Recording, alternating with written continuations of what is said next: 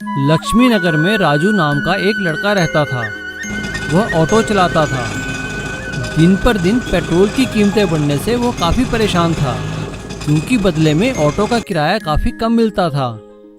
इसी कारण उसका आए दिन ग्राहकों से झगड़ा होता रहता था। क्या बात है भैया, क्या कह रहे हो तुम? पहले तो 50 रुपए लगते थे। जी 50 रुपए लगते थे किसी समय में, अब पेट्रोल की कीमतें देखिए कितनी बढ़ गई हैं, अब तो 100 रुपए ही लगेंगे। अरे पेट्रोल की कीमत बढ़ी है तो क्या, सरकार ने ऑटो का किराया तो नहीं बढ़ाया ना?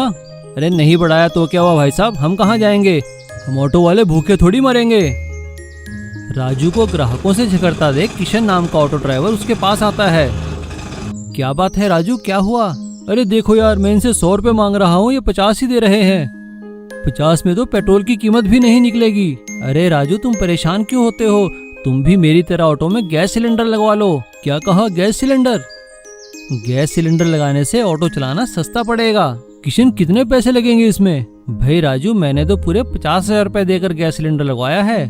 50,000 का नाम सुनकर राजू परेशान हो जाता है।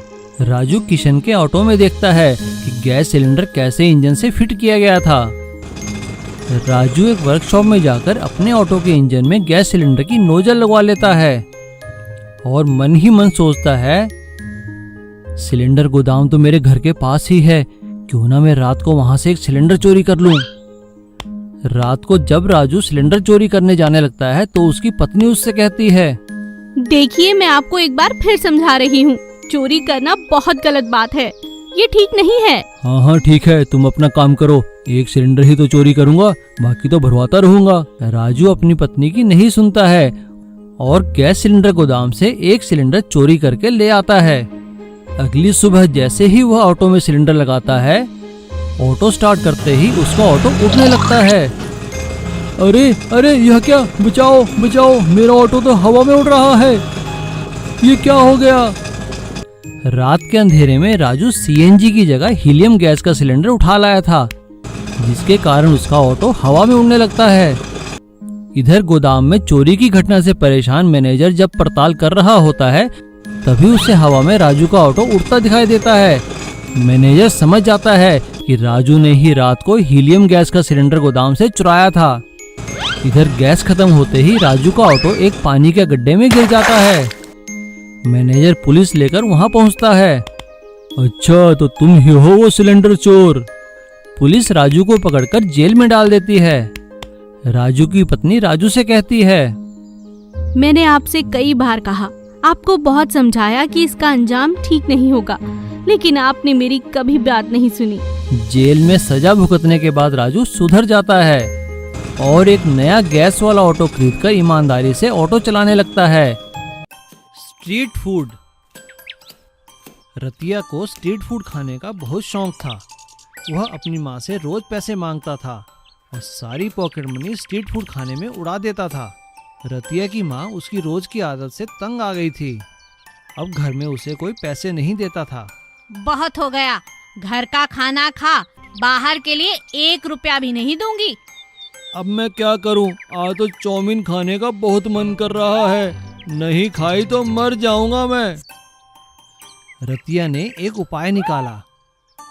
आज नहीं तो कल माँ पैसे दे ही देगी, आज उधार खा लेता हूँ।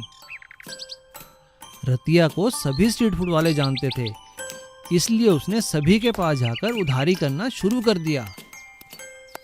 अरे आइसक्रीम वाले भैया, आज आइसक्रीम ही खिला दो, पैसे कल दे दूंगा। अरे भैया जरा गोलगप्पे तो खिला देना। अरे पैसे कौन देगा? मैं तुम्हारे पैसे कल दे दूंगा, तुम्हारी दुकान पर रोज तो आता हूँ मैं, विश्वास तो करो मेरा। अब ऐसा करते करते कई दिन बीत गए, लेकिन रतिया के पास उनको देने के लिए पैसे नहीं थे और उसे स्ट्रीट फूड खाने की आदत पड़ चुकी थी। अरे आज इस तरफ नहीं जाता हूँ, वहाँ गोलगप्पे वाले भैया के पैसे देने हैं, उसने पकड़ लिया तो पैसे मांगेगा। और मैं इस तरफ भी नहीं जा सकता, यहाँ तो चाउमीन वाला खड़ा है, अरे सामने आइसक्रीम वाला खड़ा है, अब मैं कहाँ जाऊँ? लगता है दूसरे ही गांव जाना पड़ेगा। तभी रतिया को ध्यान आता है कि स्कूल के बाहर एक नया छोले भटूरे वाला खड़ा होता है। रतिया उसके पास चला जाता है। रतिया वहाँ जी भरकर छोले भटूरे खाता है। भाई पैसे तो दे दो। हाँ हाँ क्यों नहीं, कितने पैसे हुए? बहुत बढ़िया छोले भटूरे बनाते हो तुम। जी आपने 2 प्लेट खाए हैं तो निकालो 100 रुपए।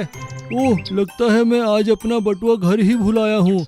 मैं यहीं पास में ही रहता हूँ, कल आकर दे दूंगा। अरे जब जेब में पैसे ही नहीं थे तो भटूरे क्यों खाए? मैं तुम जैसे लोगों को अच्छी तरह जानता हूँ।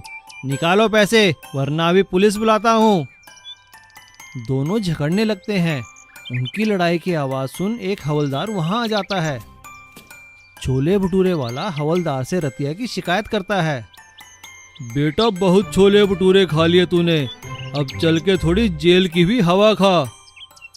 रतिया की माँ को जैसे ही पता चलता है वह आकर सभी स्ट्रीट फूड वालों के पैसे दे देती है और पुलिस स्टेशन जाकर रतिया को छुड़ा कर लाती है। रतिया को अपनी गलती का एहसास हो चुका था। वह अपनी माँ से कहता है, माँ मुझे माफ़ कर दो, अब मैं स्ट्रीट फूड कभी नहीं खाऊंगा, हमेशा घर का ही खाना खाऊंगा।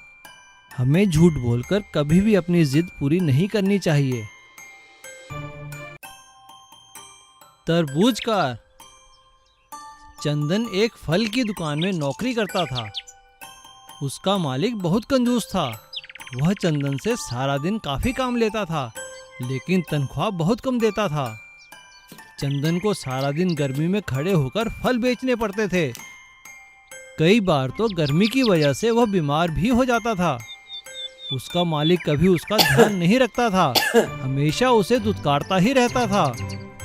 एक दिन चंदन ने अपने मालिक से कहा, मालिक आपने मुझे पिछले महीने भी आधी तनख्वाह दी थी और इस महीने आपने अभी तक 1 भी रुपया नहीं दिया। मुझे पैसों की आवश्यकता है, आप आज मुझे पैसे दे दीजिए। पैसे? किस बात के पैसे? अरे पिछले महीने तूने काम ही कितना किया है, 10 दिन तो बीमार पड़ा रहा और तू तो इतना आलसी है कि बैठे बैठे ही सो जाता है। एक बार दुकान पर चोरी भी हो गई तेरी वजह से। तेरे पैसे तो नुकसान की भरपाई में ही निकल गए। नहीं मालिक ऐसा मत करो, मेरी कोई गलती नहीं है, मेरी वजह से कोई चोरी नहीं हुई। एक तो काम चोरी और ऊपर से बहस करता है। मैं तो तुझे वैसे भी निकालने ही वाला था। यह शुभ काम मैं अभी कर देता हूँ। जा मेरी दुकान छोड़कर, निकल जा यहाँ से। अब क्या कह रहे हैं मालिक, दुकान छोड़ दूँ? ऐसा मत कीजिए, मेरे पैसे तो दे दीजिए। फिर वही पैसे? किस बात के पैसे? कुछ ले जाना ही है तो ये तरबूज के छिलके यहाँ से उठा कर ले जा, समझ ले यही तेरी तनख्वाह है। अगर यह तरबूज के छिलके ही मेरी कमाई है तो मैं इन्हीं से कुछ कमा कर दिखाऊंगा। तरबूज के छिलके उठाकर चंदन वहां से चल पड़ता है। मेहनत करके वह एक लकड़ी के फ्रेम की गाड़ी बनाता है और सभी तरबूज के छिलके उस पर लगा देता है। दिखने में लगता है कि वह एक तरबूज की गाड़ी है और अपने मैकेनिक दोस्त की मदद से वह उस गाड़ी में एक पुराना कार का इंजन जोड़ देता है। इंजन लगाते ही गाड़ी चल पड़ती है। चंदन अपने दोस्त का शुक्रिया करता है। तुम्हारा बहुत बहुत धन्यवाद दोस्त, आज तुमने मेरा बहुत बड़ा काम किया है, इसके लिए मैं तुम्हारा सदा आभारी रहूँगा। हाँ कुछ दिनों में मैं तुम्हारे इंजन के पैसे भी दे दूँगा। अरे कोई बात नहीं चंदन, पहले पैसे कमा लेना, काम कर लेना, फिर दे देना। चंदन अपने दोस्त से विदा लेकर वापस अपने मालिक के पास आता है।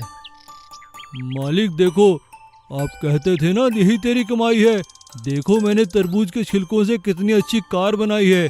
आओ मैं आपको इसमें घुमा कर लाता हूँ, वो भी बिना पैसों के। यह सुनकर उसका मालिक शर्मिंदा हो जाता है।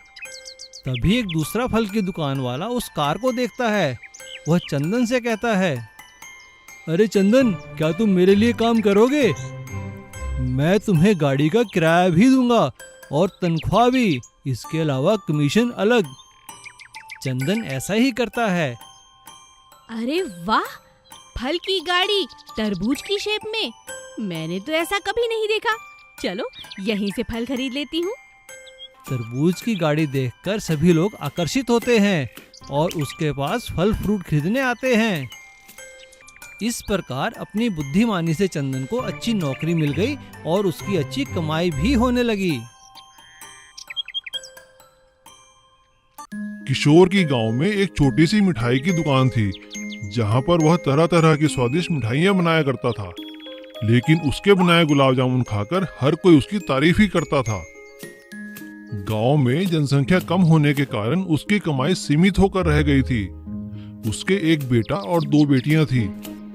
एक दिन उसकी बीवी ने उससे कहा, ये क्या, आज भी बस इतने ही पैसे? बच्चे बड़े हो रहे हैं, स्कूल की फीस, ट्यूशन की फीस, लड़की की शादी, कैसे चलेगा इस कम कमाई में? मैं भी यही सोच रहा हूँ। यहाँ काम तो है पर ग्राहकों की कमी है। मैं कल ही शहर अपने मौसेरे भाई जुगल के पास चला जाता हूँ। वह वहाँ बहुत बड़ी मिठाई की फैक्ट्री में काम करता है। उसकी तनख्वाह भी अच्छी है। किशोर अगले ही दिन शहर जाकर जुगल से मिलता है। जुगल उसे अपनी मिठाई वाली फैक्ट्री में लगवा देता है। स्वादिष्ट गुलाब जामुन बनाने के कारण मिठाई फैक्ट्री का मालिक जगन की तारीफ करते हैं और कुछ ही दिनों में उसकी तनख्वाह डबल कर देते हैं। उसी फैक्ट्री में काम करने वाला शंकर यह सब देखकर जल उठता है। इस किशोर का कुछ करना पड़ेगा, वरना ये सबको नौकरी से निकलवा देगा। एक दिन फैक्ट्री मालिक किशोर से कहते हैं, किशोर, हमें मंत्री जी ने 100 किलो गुलाब जामुन का ऑर्डर दिया है। इस काम को तुम और जुगल मिलकर करोगे। देखो कोई चूक ना होने पाए। आप निश्चिंत रहिए सेठ जी। किशोर और जुगल गुलाब जामुन बनाकर एक बर्तन में रख देते हैं। तभी शंकर मौका पाकर उनमें से एक बर्तन में छिपकली फेंक देता है। अगले दिन जैसे ही गुलाब जामुन मंत्री जी के घर ले जाने के लिए पैक करते हैं तो शंकर शोर मचाता है, अरे देखो देखो, गुलाब जामुन में छिपकली। तभी सेठ जी वहां आकर चेक करते हैं। किशोर, मैंने तुमसे कहा था ना कोई गलती ना होने पाए, फिर ये छिपकली कहाँ से आई? तुम मेरा नाम खराब करना चाहते हो? तुम्हें पता है ना ये मंत्री जी के घर जाने हैं। नहीं सेठ जी, इसमें हमारी कोई गलती नहीं है। हमने तो बर्तन ढक के रखे थे। आप चाहे तो सीसीटीवी कैमरा में चेक कर लें। सीसीटीवी कैमरे का सुनकर शंकर डर जाता है।